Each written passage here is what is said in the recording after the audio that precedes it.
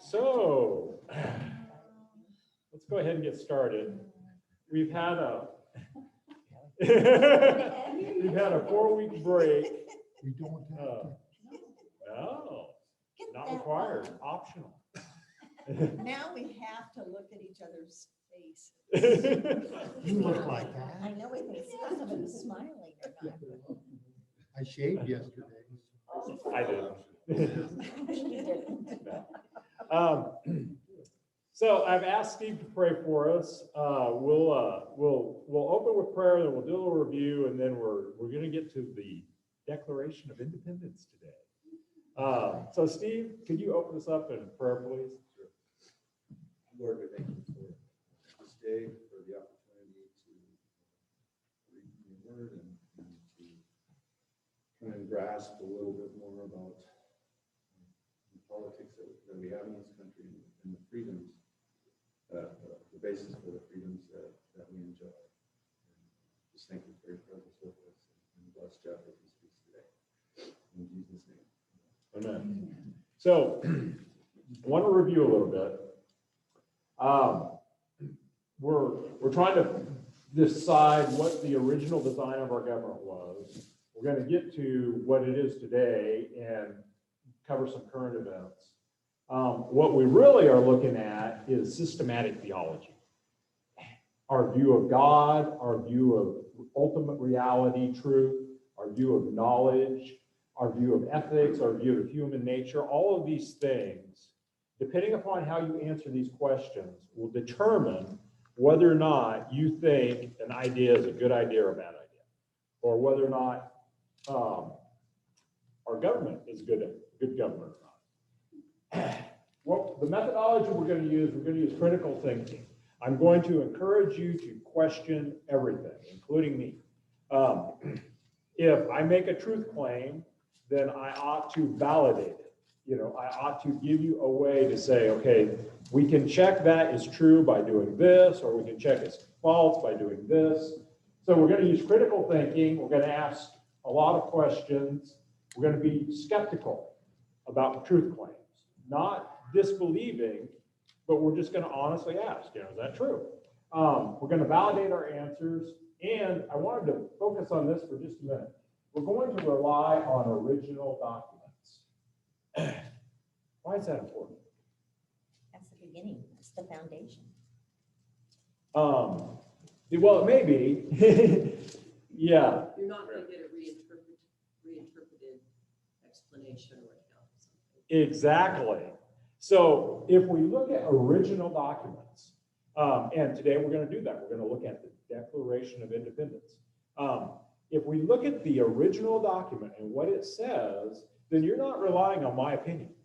You're not relying on your opinion. You're going to find out what their opinion was. And it's not filtered because it's the original document, and it's not somebody telling you what to believe. So that's part of the methodology. Original documents.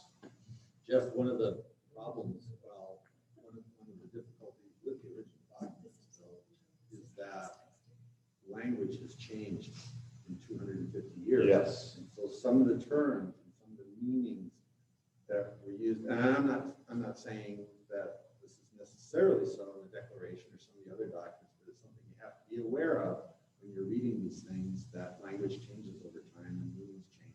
Yep. Well, how often do we typically use the word unalienable in our normal course of speech today? Yes. Yeah, I just whip that out every day. But that's a good example of exactly what you're talking about, Steve.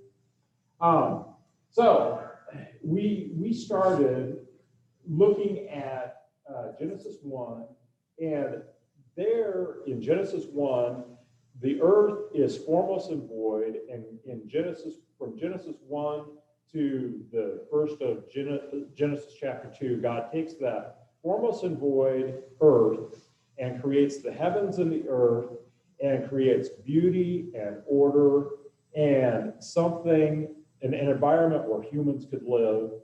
And that resulted in him telling us, be fruitful, multiply, fill the earth, rule and subdue the earth. So my point was, we have a God-given purpose to live a life here on earth that orders our world to reflect the beauty and holiness of God. And that ought to be part of how we evaluate government. If a government will not allow you the freedom to live out being an image bearer of the Creator, that's not good government.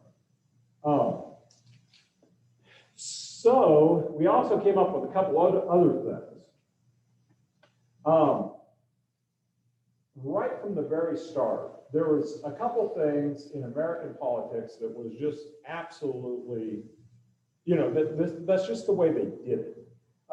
And so they were creating a culture and a normal way of doing things that, because that was the way they did it, that seemed normal to them.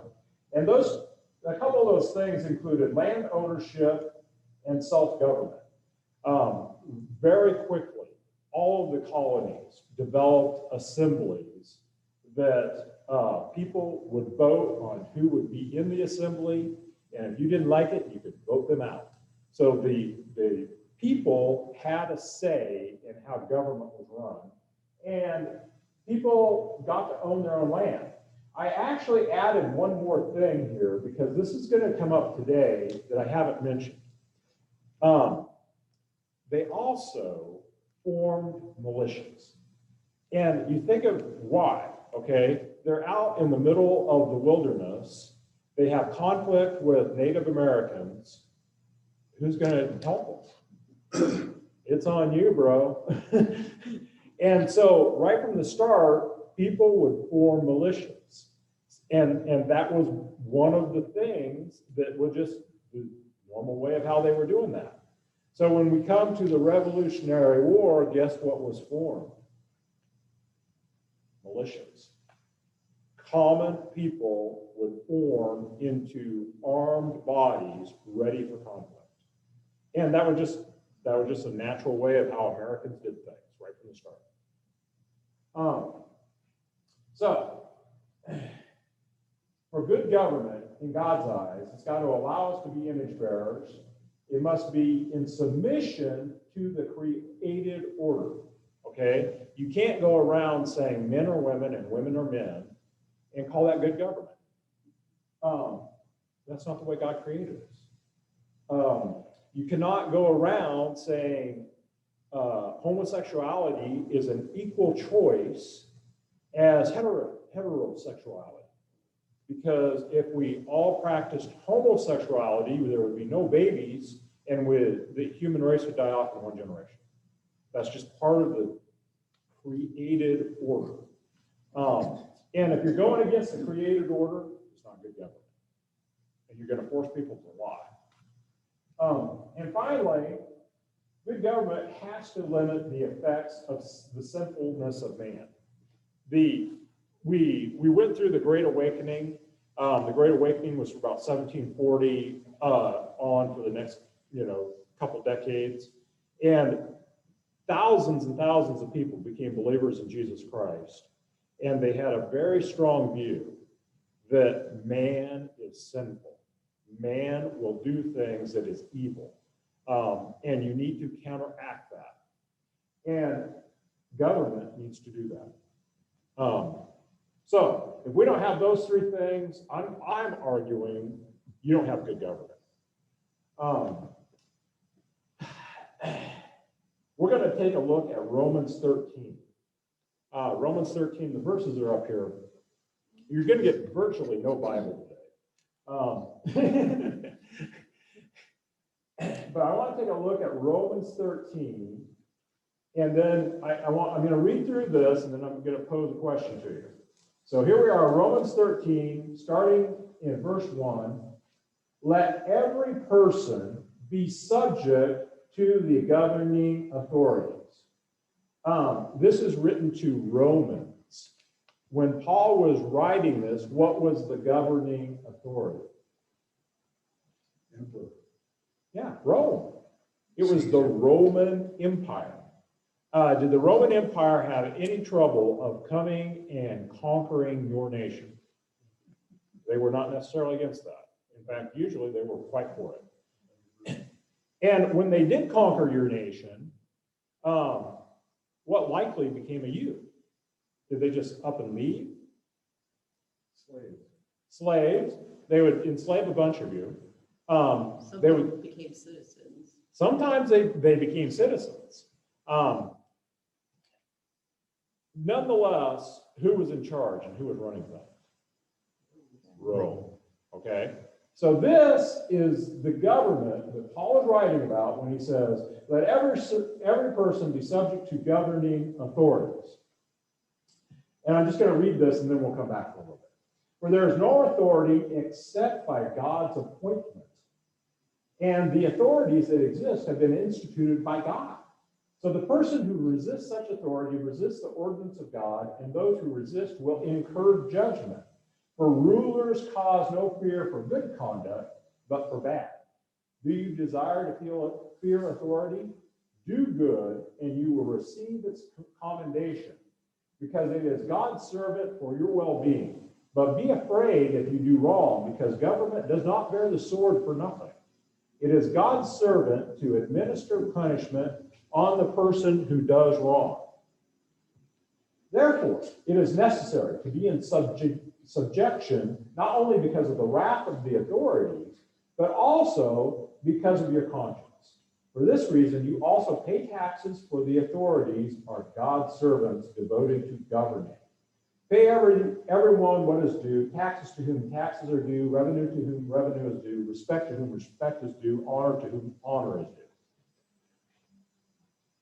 From this, should we pay our taxes? Should we start uprisings?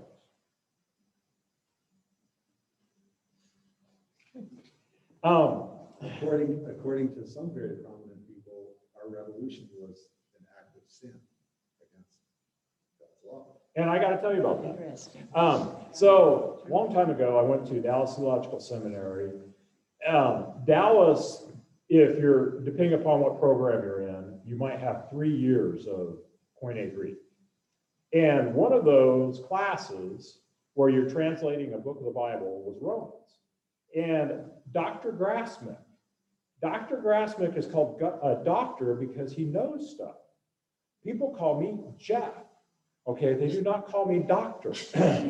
Dr. Grassmick, who knows way more about Romans than I ever would, came to this passage, we're translating through it, and in class he said, if the American people had been following this commandment, the American Revolution would never have happened.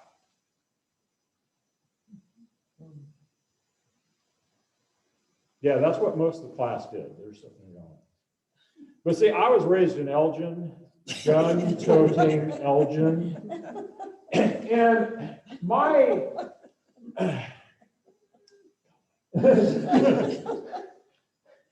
question was, I didn't pose this question, but it ran through my mind, and I can remember this like it was yesterday. There is no authority except by God's appointment. How many Roman empires do we have today? None. How many governments have ruled Italy since then? A bunch. And so my reaction to him saying it was sinful for them to rebel against England, my reaction was, what if this is God's timing? And God is instituting something new. You could make that argument for everything then, not just for America. Anybody could say that if there's a coup in a country. I mean, you can't just apply it to one thing. If the Bible is timeless, then everything might be up for grabs, depending on which area you live in. Well, assuming, by and large, especially since World War II, America has lived in a time of peace. We've had conflicts, Vietnam War, things like that. But by and large, the homeland of America has been peaceful. And there was not any threat of it being overturned. From outside influence. From outside influences, okay? So, nothing's happening. So, if something was to happen, you would have to go instigate it, and it wasn't being instigated. Now that's not true. So for large chunks of time, I would argue, if you started rebelling, it would be over nothing. Because, things are peaceful. And to a large degree, it looked like the government was fulfilling what these verses say it ought to do.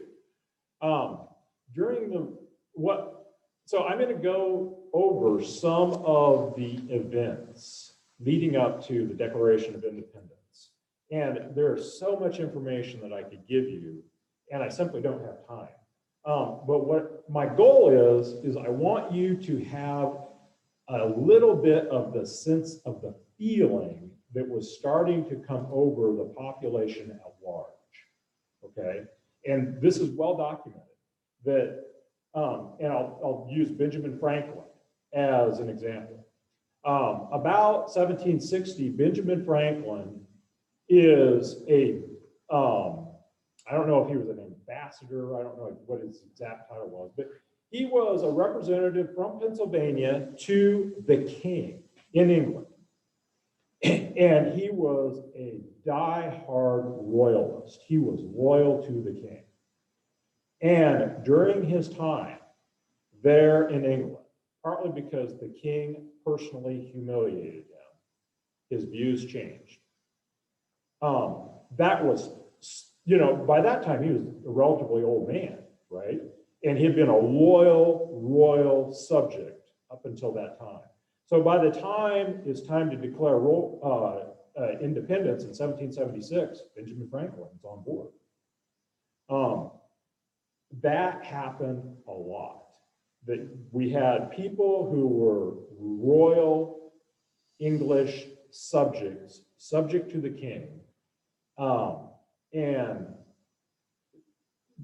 people's minds were changing. And I want to give you a feeling of how that was starting to come about. So we're going to hit the high points. And some of this I'm not even going to try to explain because I can't do it well. So 1754 to 1763, there's the French and Indian War. This is a global war between France and England. In Europe, they call it the 7 Years' War because there were 7 years of war in Europe. But us, we call it the French and Indian War because the colonies, mainly on the seafront, so the colonies, mainly on the seafront, the Indians were having uprisings, like in the Ohio Valley. One of the people who was part of a militia that was formed, and also there was British regulars, was George Washington. And they went from Virginia over here and got wiped out. I mean, they didn't completely get wiped out, but they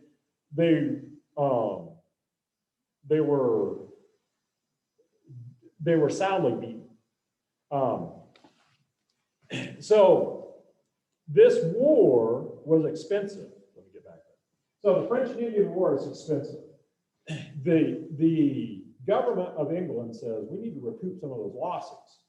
So they start doing things that is going to raise taxes on the American people because that's where a lot of the fighting was, right? Romans 13, what are we supposed to do? Pay taxes. So should they have had a problem with that if they're being godly Christians? Well, they did. Now, to get you a sense of the feel of this is what I want you to do. So in 1765, are they going to be electronically tracking your bank account? No. So if you're levying things, and the Stamp Act was things like advertisements, newspapers, bill of ladings on ships. If you've got all of this commerce and it's brand new and you have to collect taxes on it, how are you going to do that? you have to get a bunch of people and you have to send them out into the communities and you have to face say, you owe the government taxes. Yeah, exactly, right? Because that's the technology they had. I mean, it wasn't like, you know, you just add the sales tax at the end of the register, you know, of your transaction. And so this was new. And look at the timing. This is only 10 years, 11 years before the Declaration of Independence. And here the English government is sending out these people, and these people are new at collecting the taxes, so they didn't do it all that well. There's a lot of heartache over this. Jim? Yeah. Were the people from England in the colonies doing that, or were they? I don't know how many of them were. Some of them were, but some of them were, you know, they just joined the process and were appointed. So I don't know what percentage it was. That's what I was thinking. So June 15th through July 2nd, 1767, they do the Townsend Act, okay? And part of the Townsend Act is they suspend the New York Assembly. So, you know, in 1767, right? We're getting closer. So now you have the king saying, yeah, you rebellious New Yorkers, you're no longer going to be making your own laws. What have they done from the very start? He died to self-government. They had organized their own self-government, right? So just culturally, this was something new, and it did not set well. October 1768 resulted in sending troops to enforce this. This Townsend Act, that didn't go well. You gotta send troops, okay? Because they're not happy about this. They're not just bowing down. So they send troops. 1770 in Boston. Now Boston becomes a central hub to all of this. If anything was going to blow up, it was going to be in Boston, or at least in Massachusetts. So Boston, they have a few British guards, and they have a crowd form. And the crowd is throwing rocks and seashells and stuff at the few British soldiers. I think there was like 7 or 8 of them, maybe 5. There wasn't very many. And, you know, there's a whole crowd and they're throwing stuff. Finally, the British soldiers shoot into the crowd, kill 5 people, one of which was at least a mulatto, may have been black, a black person. And this whole 1619 project makes a big deal about that person getting killed. But there's 5 people killed. They go around, there's going to be a trial for these soldiers. There's going to be one for their commander and the ones for the soldiers that actually shot people. And guess who they get to defend? The British soldiers. John Adams. He was the only guy who would take the case. And he gets them off, except for 2 of them. 2 of them, their punishment is they are branded on their thumb. I don't know what that looked like, and don't really want them to know what that looks like. Things are getting to the point where people are getting shot. Okay, 1770. 1773, December, almost the end of 1773 is the Boston Tea Party. They have a tax on tea, bunch of people thinly disguised as Indians, everybody knew they were not Indians, go down, take the tea, dump it off the ships, and so personal property was destroyed. That's the, you know, long and short of it. Personal property was destroyed. The British government, the king, is not going to put up with that. So the Parliament makes these what we call the intolerable acts. There's 4 of them. One of them is the Boston Port Act.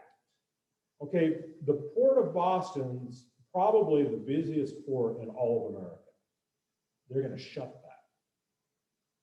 Do you think they're gonna shut that by putting up a neon sign? No. They're gonna shut that by military force. And they do. The military comes in and basically they try to stop all commerce coming in and going out of Boston. And quite frankly, I don't think Dr. Grassman knew about that. You know, if you had a armed force, even if it's on your own country, and they come into your city and they say, yeah, we're not letting anything in and we're not letting anything out. How well are you going to take that? Especially if you have a history of forming your own militias. So what was the point in doing that? Because that does not seem to make sense to me, because Britain, the empire was very dependent on commerce between the colonies and itself. Why would they shut it down? They wanted them to pay for the destroyed property. Yeah, but if it's a choice of that or cutting off commerce entirely, I mean, it seems to me you just swallow it and say, yeah, whatever, and then keep commerce going. That's how heated things have got. And that's why I want you to start getting a feel of this. Okay, so from basically 1770, where very, very few people are on board with independence, to 1776, where they, in the Second Continental Congress, they can get a unanimous declaration of, all of the colonies declaring that they want to be independent. This happened quickly. And there's a discussion. Is this a commerce conflict? Is this all about business? The other argument is this a religious conflict? Because the Great Awakening was so heavily influencing the way people were thinking. I don't have the answer to which maybe it's both, I don't know. But things rather quickly have escalated so that the king is bound and determined, and Parliament's behind him, that we're going to bring these people to heel. And so one of it is of the intolerable acts is the Boston Port Act. There's the Massachusetts Government Act that is eliminating their assembly, the Massachusetts Assembly. So they've done it to New York. Now they're doing it to Massachusetts. They're saying, no, you're not making your own laws. The Quartering Act, the quartering troops in people's houses. All of these things are not well received. And, 1774, because of those things, the First Continental Congress is formed. And basically, notice how short, they're only open for 2 months, not even quite 2 months. And it's late in the year. So all of these things have already happened, within the preceding couple years. They passed the Suffolk Resolves, which ordered citizens to not obey the Intolerable Acts, to refuse imported British goods, such as tea, and to raise a militia. So that is their response. The First Continental Congress, and this is the first time that all of the various colonies, the 13 colonies, have formed something that is all together. They have their own individual assemblies, but now this is something bigger. And everybody is on board except for Georgia. Georgia was having an Indian uprising, and they needed the British troops. So they said, "Now we're not sending anybody to that because we need them now to fight these Indians." So all 12 of the 13 colonies were represented in this. And, and I don't know why they thought this, But they were hoping that this would settle it.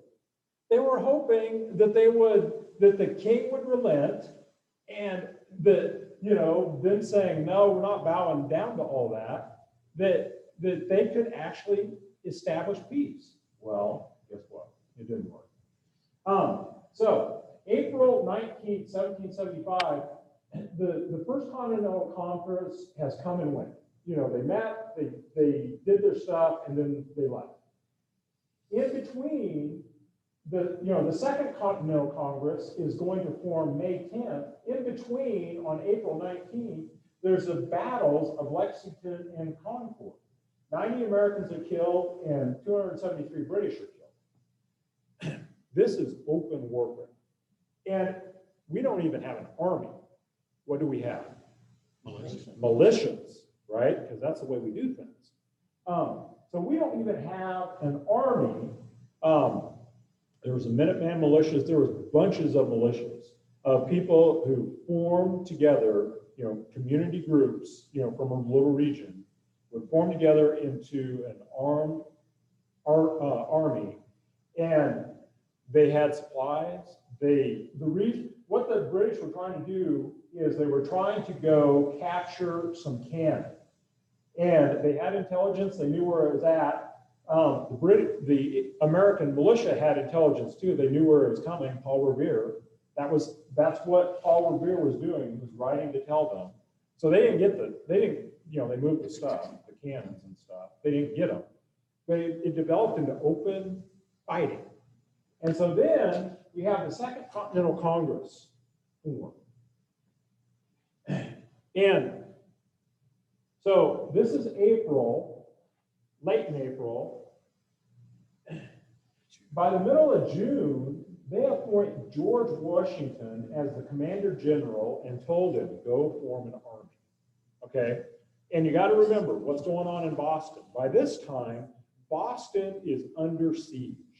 The militias are outside, the redcoats, the British Army regulars are inside, and it's under siege. The Second Continental Congress reacts to that, and they said, okay, we're going to do something about it. And they said, and it's going to be fighting.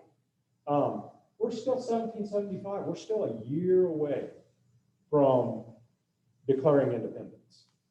But the Americans are so upset that they're willing to shoot people about this. And the British have sent their regular military to shoot back. That's how heated things have gotten. Early in January 1776, Thomas Paine's Common Sense is published. They don't know for sure how many copies. I've heard anywhere between 100,000 to 150,000 within just a few months of this pamphlet was sold. And it's a 45-page pamphlet. It's not something you're going to sit down and read in half an hour. And he's arguing independence. We need independence. And, how many times was that read? But if you sold over 100,000 copies, obviously something is really building. And he's telling them, go declare independence. And so finally, the Second Continental Congress, and so I want to make a point about that. So the Second Continental Congress is formed in 1775. It goes to 1781. That was our governing body for the colonies. They sent delegates, and then they just continued to run the war and make decisions, because that's the only thing we had.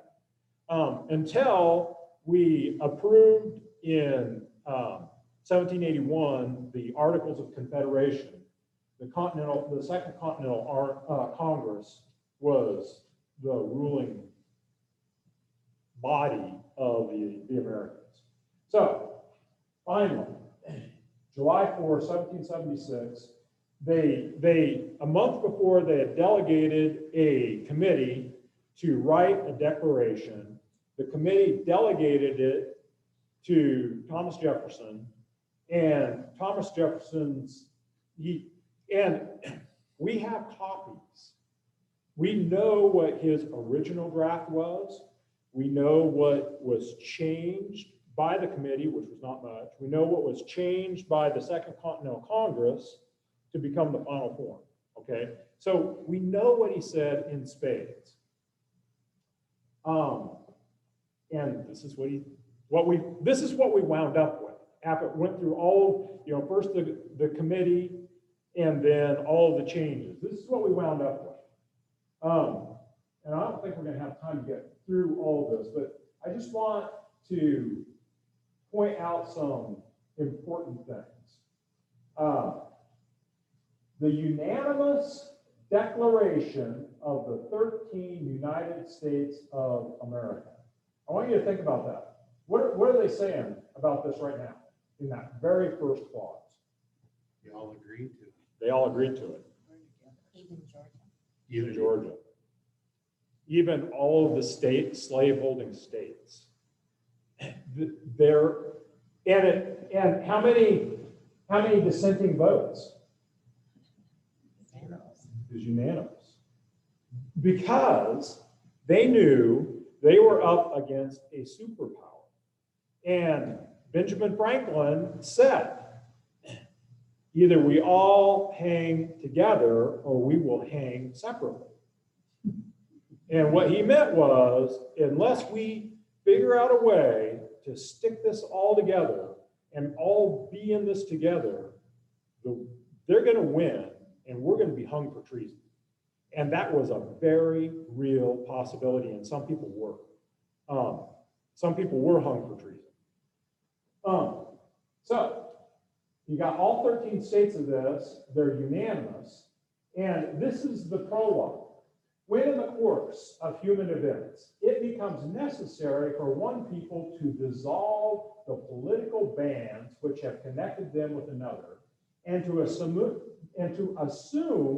among the powers of the earth the separate and equal station to which the laws of nature and nature's God entitle them, a decent respect to the opinions of mankind requires that they should declare the causes which impel them to the separation.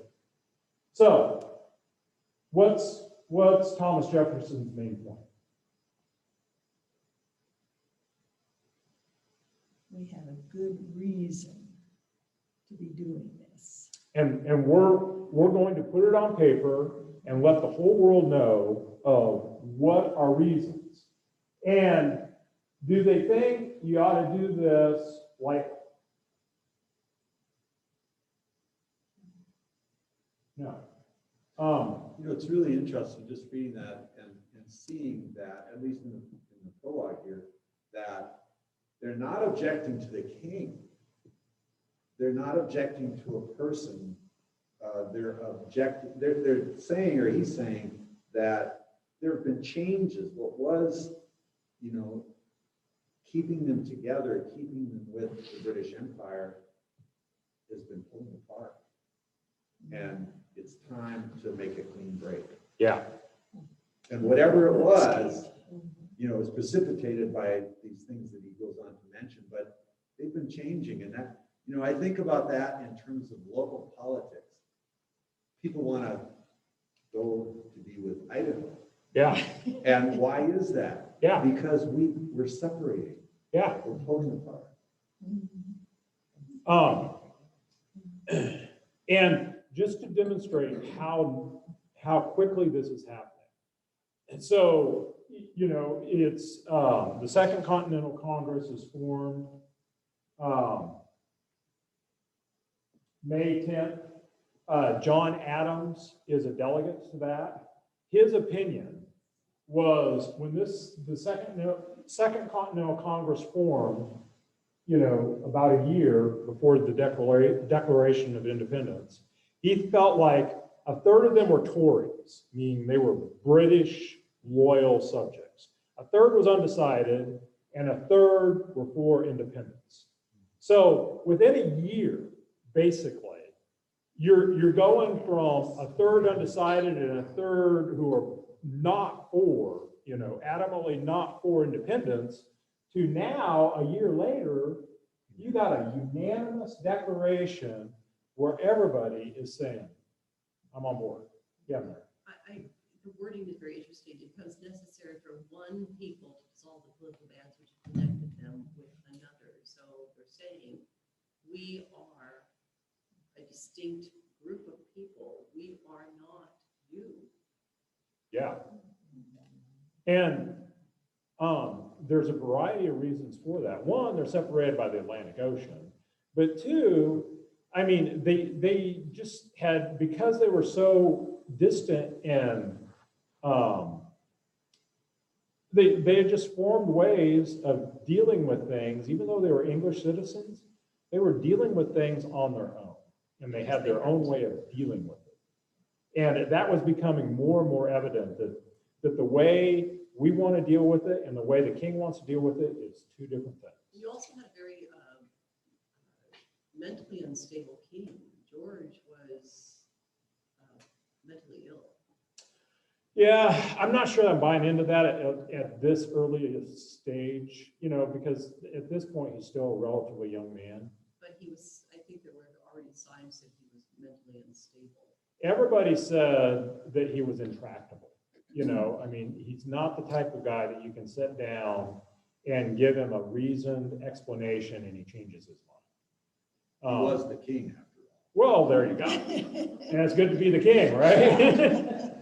Jeff, what was going on with the religious aspect of America at that time?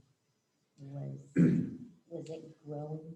So one of the very prominent effects of the Great Awakening is you had many more denominations. You still had some people like the Quakers who were pacifists. But even with the Quakers, there were some Quakers called fighting Quakers because they joined the army, right? I mean, they formed their own militia and they're Quakers. Nobody is saying, you just look at what he's mentioning here, the laws of nature and of nature's God. What bill have we passed in the last 50 years that openly referenced God? I don't know. Maybe there are some. I bet there's not any in Oregon.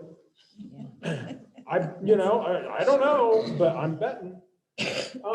So everybody's on board with this. Everybody thinks there's a God. Everybody, and they're pretty much in agreement of what that God is. He's the creator. Let's keep reading. So what he's saying here is it's time for us to make a break, and we're telling you why we're going to make this break.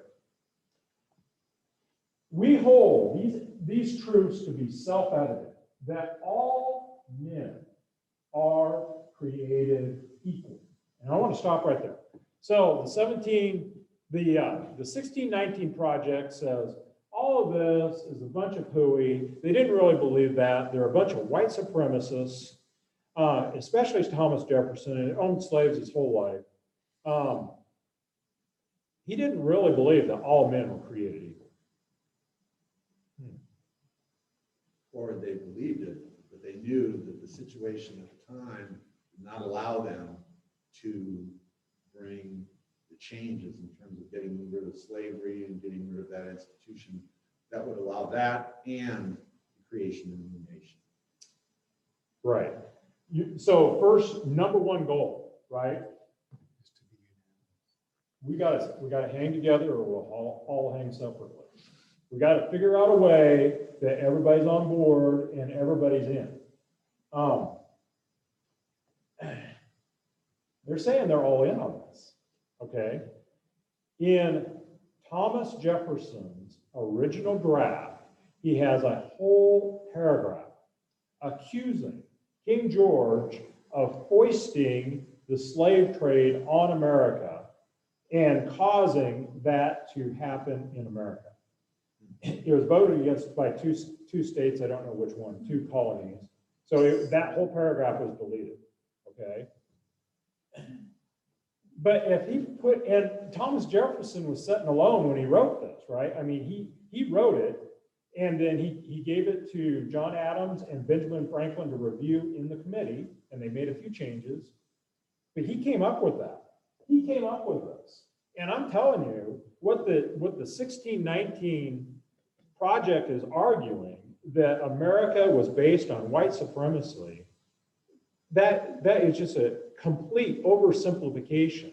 It was an incredibly difficult time, and they had a lot of things to consider.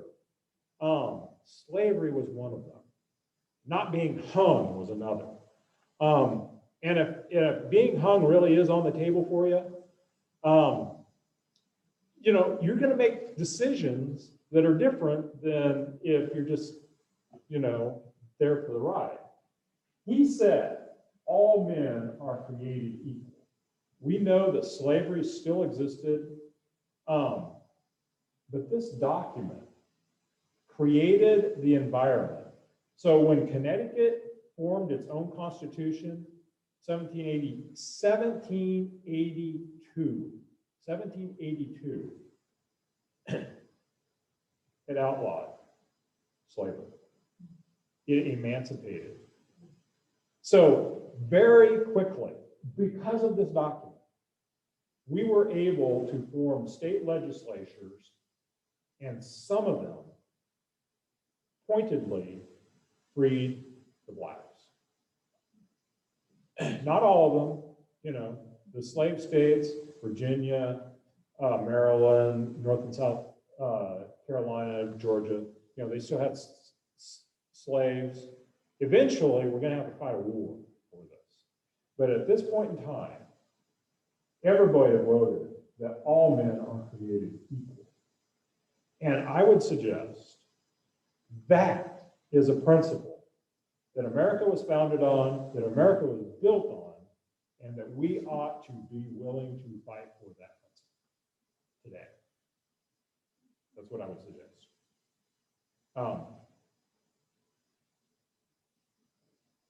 Some people, you know, they read over this and they got so many excuses of why this can't be true, but it is true. All men are created by their Creator equal. They are endowed by their Creator with certain unalienable rights. And those are just rights that you cannot be separated from. That among these are life, liberty, and the pursuit of happiness. That to secure these rights, governments are instituted among men, deriving their just powers from the consent of the governed. That when any form of government becomes destructive of these ends, it is the right of the people to alter or to abolish it, and to institute new government, laying its foundation on such principles and organizing its powers in such form as to them shall seem most likely to effect their safety and happiness. Prudence indeed will dictate that governments long established should not be changed for light and transient causes. So that's kind of addressing what you were mentioning, Mary. They're saying right here, okay, we're not doing this lightly. We're not doing this for you know, reasons that we could just get over. We shouldn't do that. And they're saying that they're not. And accordingly, all experience has shown that mankind are more disposed to suffer while evils are sufferable than to right themselves by abolishing the forms to which they are accustomed.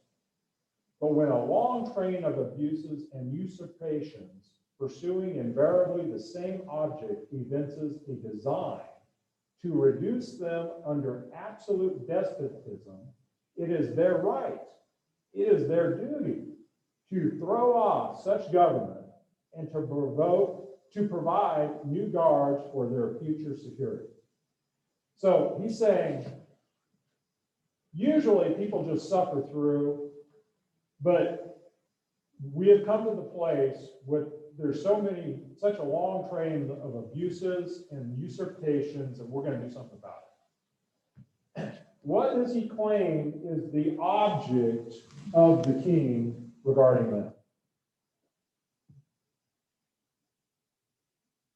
Absolute despotism. Yeah. I tried, there's just too much literature. So I cannot dogmatically say that that is exactly what the English government, because the English government had the king plus parliament. I cannot say for sure that that's accurate, but that's the way they perceived it. I can say for sure that you were changing radically the way things had been done for 150 years in the state, in the colonies. You're abolishing longstanding assemblies. And after this, he's going to go into a list of all of the things that they feel like the king and parliament have done against them. Let's keep reading.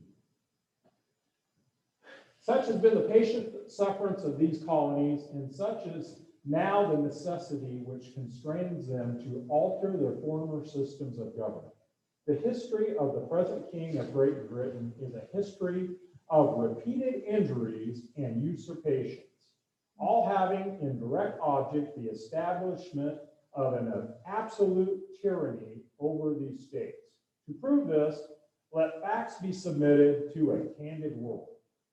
And it goes on from there. I'll switch over and we'll read a little bit of that. So they said it twice. They're saying the end of the king of Great Britain is trying to bring about is absolute tyranny. What was going on in the mind of King George? I don't know. It's kind of interesting because I think the British mindset is quite different from Americans, and I don't think the British, they thought they had a right to rule other people's, they always have. But I had some friends that were, they were in Africa, and they said that attitude is still very prevalent among the British, and so after a while they got so sick of the British accent because it was still very imperialistic and, we're the best and we're always, on top. Yeah, I'm sure that you could find that attitude alive and well in India. The attitude towards, disdain of British accents in certain parts of it. That I think it's like a superiority, an air of superiority is what the British have been known for.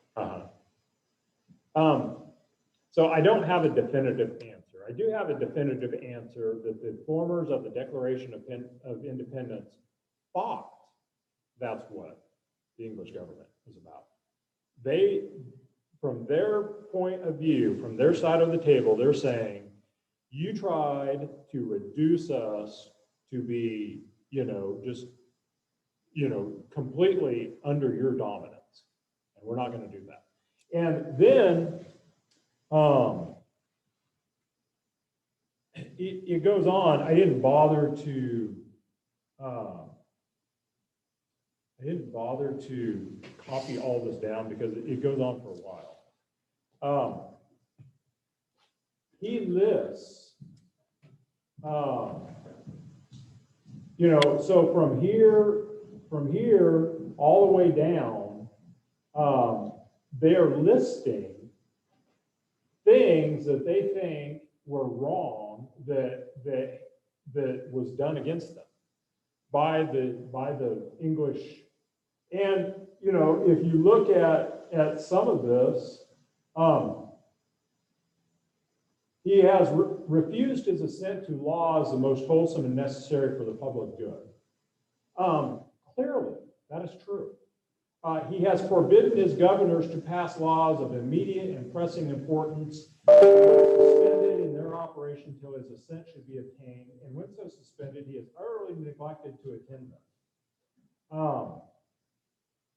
He has called together legislative bodies at places unusual, uncomfortable, and distant from the depository of their public records for the sole purpose of fatiguing them into compliance with his measures. In other words, you got to pack your documents to London to have a hearing with the king. And in New York and in Massachusetts, they have done away with their governing bodies. So at least some of these, there is a direct correlation to what they're saying and what actually happened. And their opinion is the king is trying to reduce them to just absolute tyranny. Well, he already done it in Scotland and England. Well, not just him, but I mean, Scotland and Ireland. I mean, the pattern's still very much the same. Yeah, yeah.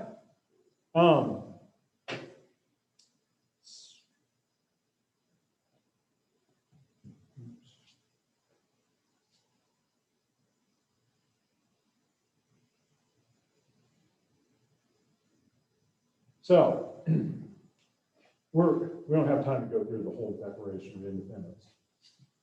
There is a political philosophy in the Declaration of Independence. And this political philosophy was instrumental in how we formed our government. All men are created equal. We know that not all of the states lived up to that, right? They still have slavery. But at least in principle, they're saying you have exactly the same right as you, because who gave it to you? God. And we as Christians ought to embrace that. Their rights came from God and included life, liberty, and the pursuit of happiness. Why would anybody argue against that? I'll tell you why. It's because of the sinfulness of man. And if you want them to serve you and keep you in power, you're going to argue against that. You're going to argue against all of this. Government exists by the consent of the governed. These are all things that are explicitly stated in our Declaration of Independence. And these were founding principles that our government was founded on, and for the longest time embraced. Not perfectly, not completely, but at least we're saying this is what we ought to do. In the last, I'm going to say, 4 years,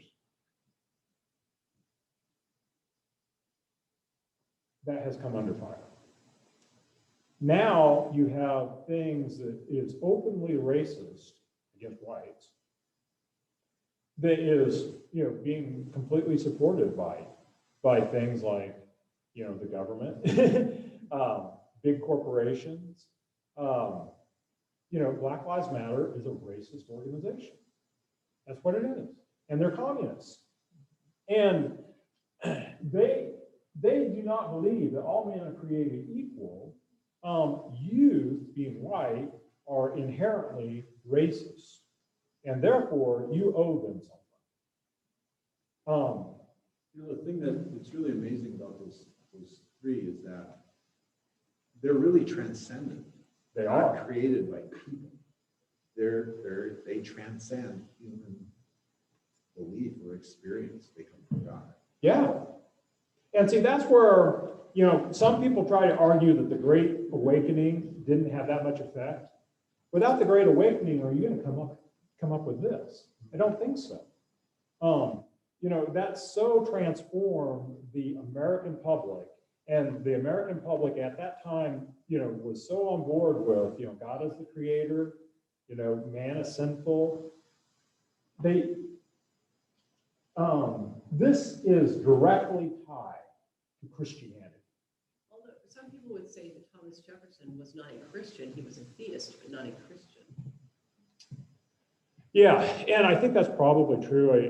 I don't think he ever had a, faith encounter with the Lord Jesus Christ. But he was not deist. He had a much more immediate view of God. That God is, much closer and much more involved in the affairs of man than a deist does. You know, it's tough to categorize his religious beliefs. Yeah, when I was in Washington DC, when you read all of the inscriptions upon the walls, this really was, no matter what people say about Jefferson and some of the others, is pretty profoundly biblically based. It is. The whole thinking, mode of thinking was not outside of that orthodoxy, really. I mean, if you write a document that explicitly says that your rights come from the Creator, I mean, what one of our state legislatures would write a document like that today? I mean, he was so much more religious, right? In a good way. He was so much more religious than the average American is today. I mean, he's off the charts. I mean, if he was alive today, I mean, there's no way he could get elected. It's almost like, you know, there may have been variations, and there were variations in the founders' understanding of God, but it seems to me they had a better understanding of human nature. It of is, sin, yes. and that's, you know, that's what resulted in that document. And see, they had no problem saying, you know, when you send an army and you take over one of our whole busiest cities that we have, they had no problem saying that's sinful, right? I mean, we would never say that today. We might say, well, that's immoral, you know, that's greedy, but they would never say, you know, our politicians today would never say that's sinful. These people, they had no problem I saying that. wouldn't use the word sin because it denotes something, not God. Yeah, like there is one and you're accountable to him. Yeah, well, we gotta stop. So this is my bottom line. The founding principles that our country was created on are important, and we need to know what those are, and we need to fight for them today. That I feel as a Christian, I can say that. Maybe I won't. Let's pray.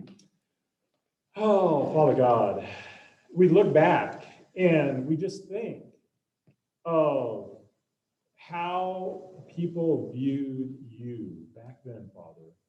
They viewed you as the Creator. They viewed you as giving people rights. They viewed you as being involved in your creation. And Father, we just pray that we could get closer to that consensus again.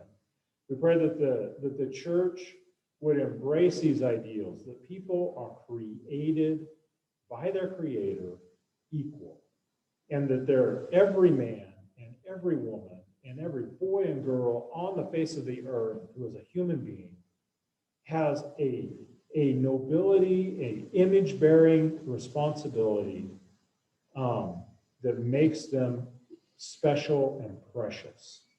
And our government ought to reflect that. And we just pray, Father, that our government would embrace the created order that you, our Creator, has set up.